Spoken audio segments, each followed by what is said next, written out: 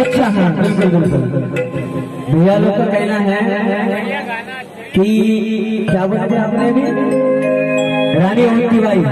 चलो कोई बात नहीं, इसके लिए बहुत ही बड़ा सके।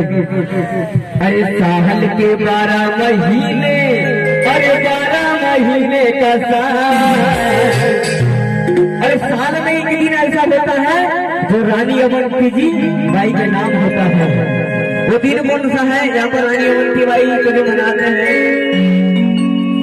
मोदी समाज जो होती है। अच्छा वो दिन कौन सा होता है बताइएगा कोई?